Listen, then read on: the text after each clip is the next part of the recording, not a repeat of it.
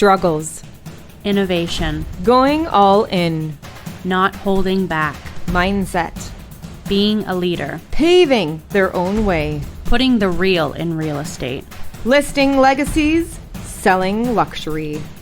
You have The Vault. unlocking conversations in real estate today. Welcome to The Vault.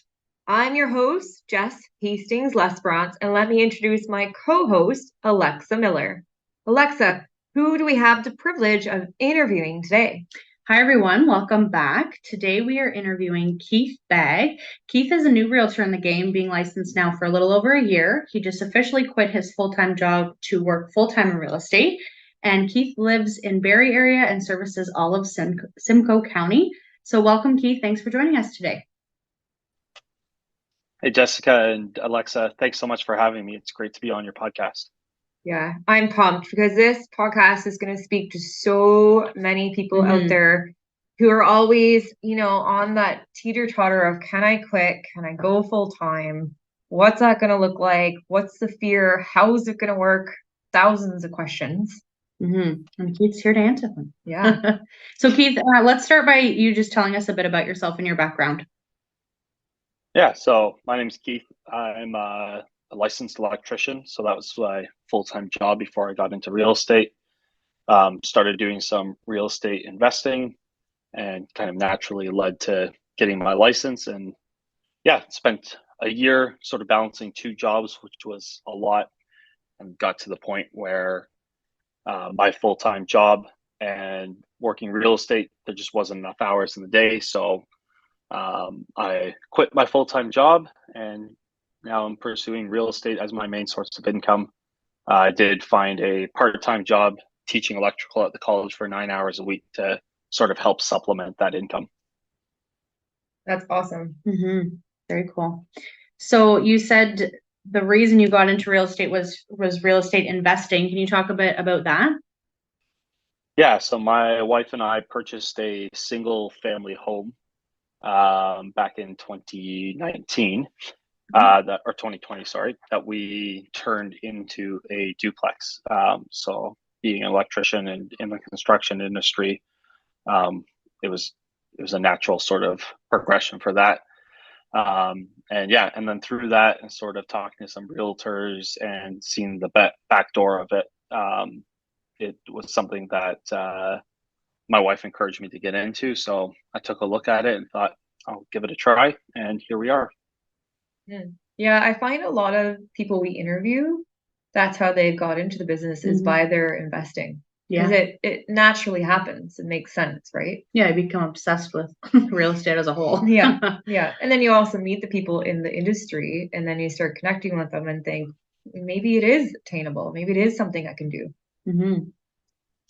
Yeah. So, and being able to see the data real time is also nice. Yeah, good point. So tell us a bit, for anyone listening that's getting their license or wants to get their license, how was juggling a full-time job as an electrician with studying to get your license, and how long did it take you? Yeah, I had that question too. Yeah, honestly, the schooling part was pretty easy. I just made sure to plug away 10 to 12 hours a week, every week to it. It took me, I started September of 2021 and finished, was it April of 22. Wow. So it took me, about 6-7 months there. That's pretty awesome. Yeah. That's almost about a course a month, right? Yeah, that's amazing. Yeah. Wow.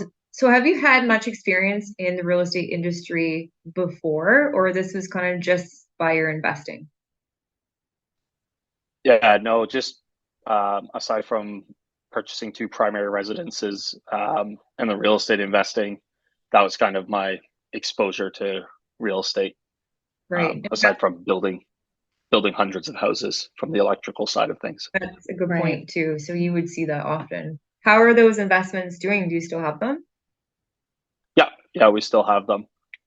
Obviously, with the current rate market, not as well as we were originally hoping. But yeah, we see real estate investing as a long-term sort of wealth building mindset rather than a short term flip. So for that, yeah, we're well versed to weather the storm, and yeah, we see it as a sort of 10+ year investment.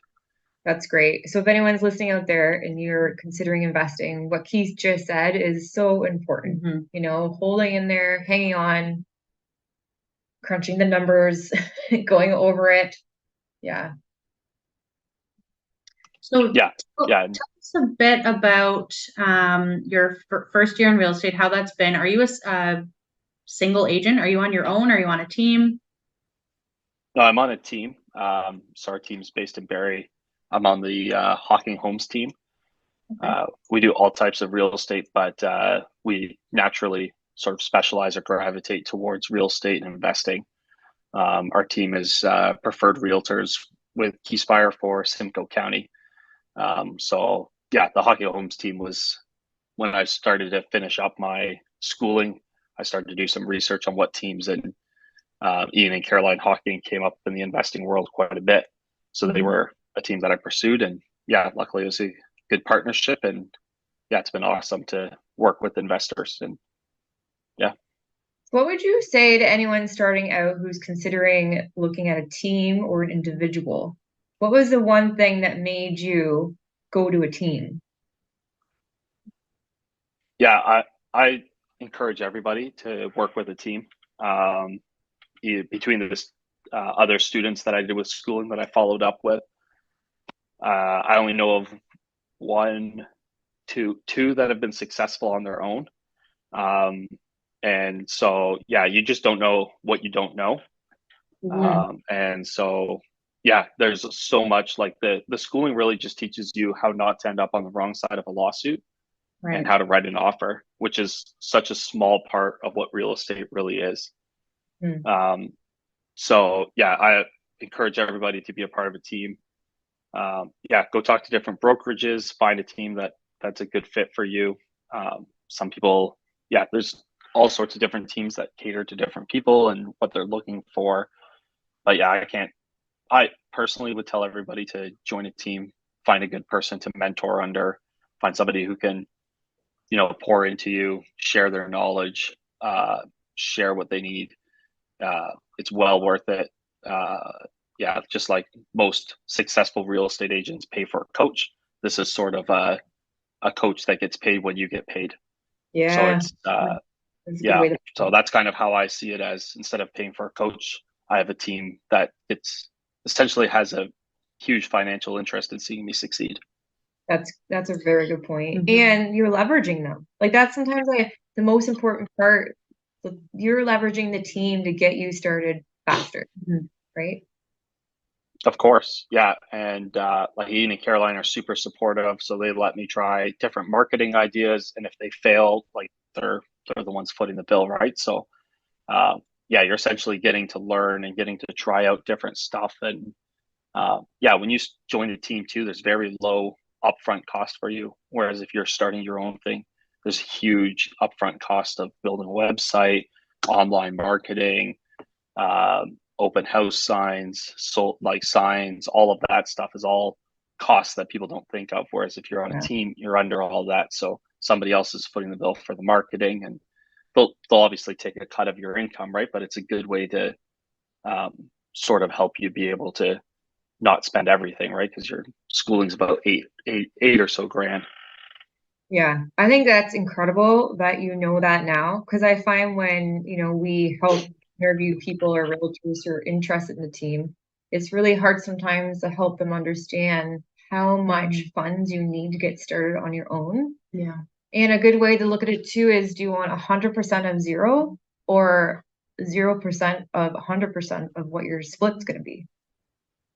Yeah, right? Kevin O'Leary's got a great line when he's trying to close people. He asks them if they want a whole grape or a slice of a watermelon. Yeah. Boom. Yeah, and that's been my experience being on a team. It's so accurate, right? Of course, we have those individuals who they're just gonna rock it. Like you said, you knew out of your whole group during school, two of them, nailed it, did great, and that's very common. But the actually percentage of them, the individuals succeeding in a short amount of time, is low. Yeah, that's 2 of 60. And Yeah. to be honest, I'm not sure how well they're doing. I just know that they're still out on their own and they Yeah. seem to be transacting. Well, Wow. I feel like you're going to a team was a very successful idea because, it's 87% fail in the first 3 years, and you're that 13% who succeed. Mhm. Yeah. Yeah. I think you just hit the nail on the head there too, is if you're starting out in real estate, it's a long, long time. Like I was attending a training 3 or 4 weeks ago, and it was focused on networking. And the agent that was running it shared that it took her about 5 to 6 years to build up her referral network. So yeah, people are expecting overnight success. Everybody that I've talked to, both agents and some other mortgage brokers that I partner with as well that recently started out, it's a very, very slow grind. That's a lot of hours and a lot of work. And yeah, you just need, if you're going to go full time, you need a large amount of money saved up, or you need to do what I did, which is slowly transition and don't don't buy expensive stuff with your commission checks. Take those, put them in the bank, hold Yeah, on to them for. Mhm. yeah, all accurate. It's all really good advice. Anyone listening, for sure. What would you say your biggest success in your real estate business would be? Yeah, I think just quitting my full time job would honestly be sort of the biggest success for me. Was yeah, being getting to the point where I had enough money saved up to be able to quit my full time job and to also feel that I had enough business and that I was able to grow it enough to the point where I needed more hours in the day. Yeah, I think that's great. And you know what? It's getting over the fear. I love it because you're just going all in. And you know what? It has to work because you made the cut. I'm doing it. I'm going. Yeah, And what would you say your biggest struggle has been so far? yeah, I think there's been obviously a couple struggles. Starting in this kind of market is always Mhm. um, tough. I would say the amount of time that it's taken. Like people tried to warn me that it was going to take a lot of time, and yeah, there wasn't really anything that could quite prepare for just how sort of slow and a progression that it is. It's been really nice sort of connecting with other students and other new agents to sort of reflect on that time because yeah, you obviously see the stuff on the internet that's like, hey, this is so and so agent and they sold 28 houses in their first year. Um, and that's just not obtainable most of the time. There will be outliers like that who are set up either with their network or their sort of position in life where that's their case. But most agents, it's a slow progression of slowly trying to build it up and change people's perception of you too, right? Because I've been known as Keith the electrician Mhm. for my whole life up until this point, right? So Right. Yeah. um, slowly changing that sort of perception of people. They're not seeing you as Keith the real estate or Keith the electrician. They're trying to get them to see you as Keith the real estate agent. Yeah, I agree with that. When we went through our first year of real estate, it was the same thing. We're seeing houses listed, thinking, why are they not listing with us? And it's only because they think we're the tree company. Yeah, they're not registering you It as, takes time. They need to yeah. see your branding. They need to see your face. You need to be out there as real estate. So if anyone listening, how Keith explained, hang in there. It will happen. I say stop focusing on what other people are doing and focus on what you want. Because at the end of the day, it's your time, your life, and your business. Yeah. And people need to remember that I think the stat is anyone starting a business, not just real estate, but any business in general, it typically takes 5 to 7 years to get off the ground running. So it takes a long time to build a business up and it does not happen overnight. And it's the exact same with real estate. Yeah, It takes even longer, it does. probably. Well, you know what's even funnier? They say an entrepreneur switches their business every 5 years. Yeah. Given enough time. So hang in there. It's happening. I guess as entrepreneurs, we just like to be in constant pain there. So once things start getting Yeah. settled, we just want to change and move on to Yeah, something else. it's getting boring. I need something new. Yeah, Yeah, so true. it's funny. Exactly. What would you tell your past self starting your real estate business? Yeah, I think just trying to reiterate that it's going to take time, and you're going to have to, yeah, just sort of weather the storm. The other thing too that Ian sat me down and told me that there's going to be friends and family who are going to resent you, be quite nasty to you, and you just have to prepare you for that. And as much as people try to warn you about that, it still is a tough thing to wrestle with. It is. Yeah. So yeah, and every agent will tell you that there's been people who they thought were in their corner who weren't in their corner, and yeah, it cuts deep, but you'll also make so many new friends and new business partners, and yeah, it's been the amount of growth that's happened has been awesome, and with any growth, there's always growing pains. So Yeah. I yeah, think you that's just got to a good way be. to put it. Yeah. Because there's always growth. I love the elevator analogy, people get on and off your elevator. And it doesn't mean that Mhm. they're not there anymore. It just means that was their time with you. And now it's someone else's, right? Yeah, Love that. yeah, and as you continue to get bigger and better, you'll start to have bigger and better, higher caliber people riding in your elevator. Yeah. Yeah. And that's what you want, because mindset and working on our mindset, which is almost all of our training of real estate, is mindset. It is actually working or exercising the brain. So if we're doing that and other people we know aren't, of course there's going to be a difference. There's no right or wrong. It just means that the elevator is now changing for us. Mhm. Yeah, Very yeah, exciting. mindset is huge. Yeah. So I know let's go back to the beginning where you got into real estate with investing. What are your future goals with your real estate career? Any other investing you plan on doing? What are your goals? Yeah, I'd say from an investing standpoint, we took the single family, turned it into a duplex. Our goal is to hopefully, if the market shapes up ever, to be able to refinance and turn it into a triplex. Wow. That's sort of the long term goal for there. And from real estate is just yeah, continue to network and sort of build that as my keep that as my primary source of income, and yeah, just kind of see where the business goes. I've learned that every time I make sort of a 5 year goal and then I reflect back on it, I'm nowhere where I thought I would be in 5 years. So I try to stay obviously driven and continue to work at it every single day, but I don't have these large aspirations of where I'll be because every time I make those, I'm nowhere near where I thought I would be. So I just kind of see where it takes me and just keep working hard each day. And when opportunities open, make sure you jump on them and just ride it where it goes. I think that's a good way to put it, right? Like going with the flow, knowing kind of what you want and being open to what things may come. I love it. Yeah, yeah.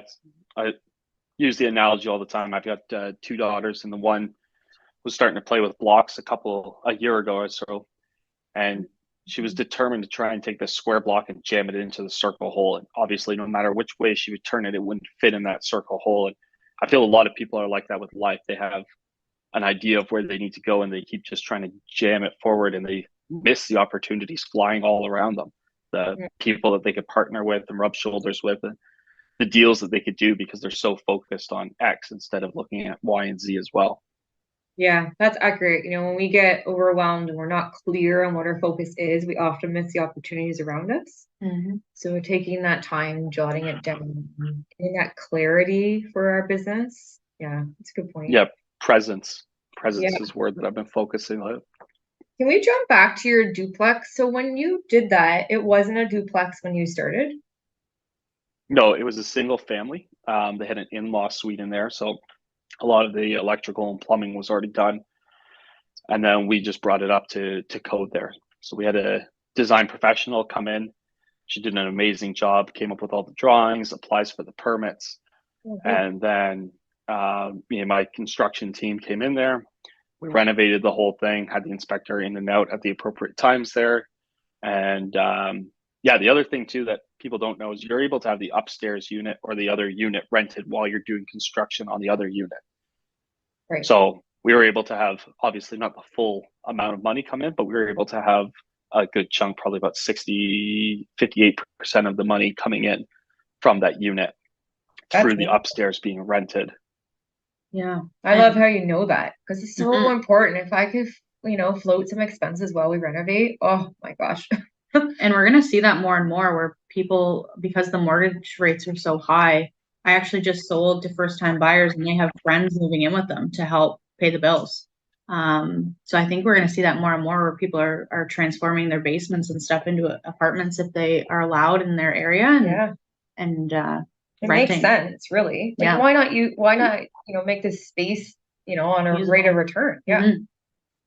Yeah, I was reading a couple months ago their StatCan reports from Statistics Canada. They're a couple years behind, but 2019 was the first time since they ever started recording that they've seen the average house population increase. So I think it was 2.4 people used to live per house, and it jumped to 2.6, which doesn't sound like a lot, but considering that's the first time it's ever increased is pretty huge. So yeah, the anecdotal evidence that we're talking about is also backed up by the numbers, and that was a couple of years ago, right? So I assume that as StatsCan takes their time and gets the data out, that we'll start to see that number continue to increase just anecdotally from what I've been seeing. Right. So what do you need to do to make it a triplex then? So the triplex in Barrie is all zoned. So it'll be an additional dwelling unit in the back there. So that one's a bit more expensive because obviously we'll have to get all the utilities out there. We'll have to upgrade the service for that there. But there's other companies that just specifically do dwelling units, so they'll be able to put one on there. The rough budget right now is about $250,000 to put that on. Wow. That's crazy. Wow. Would it make sense to do that or to buy another property? Yeah, it depends because you've already bought the property. And two, like the other thing to keep track of is that all of that $250,000 is tax deductible. So if you make $250,000 in a year, you're essentially get a whole year tax free while investing as well, Right. where you wouldn't get that benefit with buying an additional property. Right. That's a good point. Yeah. So yeah, I think the real value is being able to take properties and just be able to continue to upgrade them. Because yeah, you get that money tax free on the income side until you max out however much that is, and then you're also able to refinance that property and then be able to get that money out tax free and be able to buy your next property. So yeah, there's always cases where it's pros and cons for both, right? Like there's the pros for obviously upgrading or lifting a distressed property, and there's also for buying more properties, right? So it's a case by case basis. Definitely. Yeah. Always case by case. Got to run your numbers, got to know the location, the history, the future. A lot goes into it. A lot going into it, that's for sure. So what would you recommend to a new realtor just starting?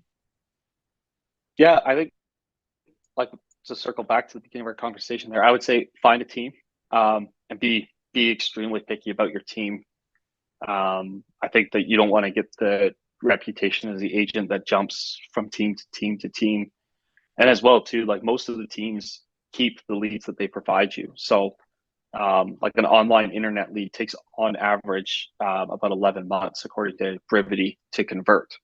So if you're jumping a team 6 months there, you've given up a large chunk of your potential income through those leads that you're nurturing, following up with. So I would say that, yeah, rather than being sort of a bull in a china shop and just jumping on the first opportunity, as a new agent, lots of teams will want to hire you if you're half decent, and you'll be able to sort of find a good team that matches with you.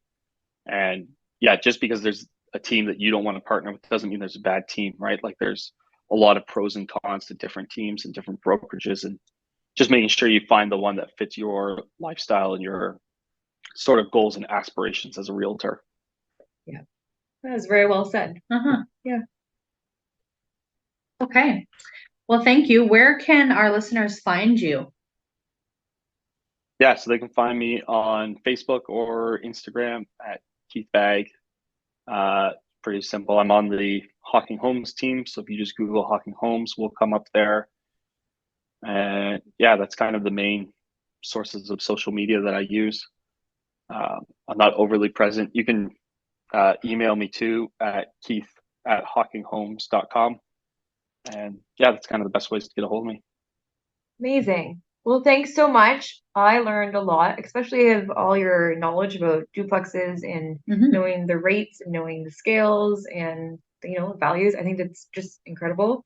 And quitting that full-time job, going all in real estate, even though you took a small part-time job to manage, being open to doing that and not giving up. That's incredible. Yeah, yeah. Thanks so much for having me on, girls. And yeah, it's been awesome. And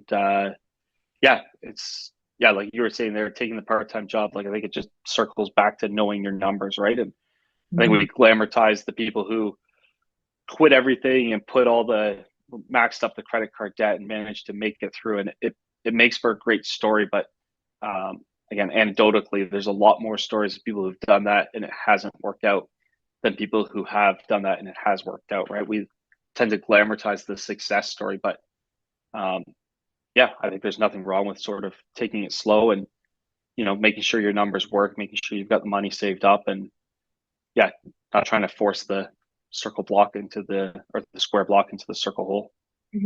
Yeah, it's really well said. Like the real estate agent from out west, Ben Oosterveld, in his book, he talks about exactly what you said. We glamorize all these people, but the ones on the stage sometimes that we're glamorizing are the ones who are fully in debt. And the gentleman sitting in the audience is the one who's running the right way for business and is actually making money, which is very interesting to remember. Yeah. Yeah, that's awesome. Well, that's amazing. Thank you so much for coming on. I learned lots. And for anyone listening out there, use Keith as your example that you can make that switch if that's what you're considering. This is a living example. It can be done. Thanks, Keith. Thank you. Yeah, thanks for having me on. It was awesome chatting. Thanks.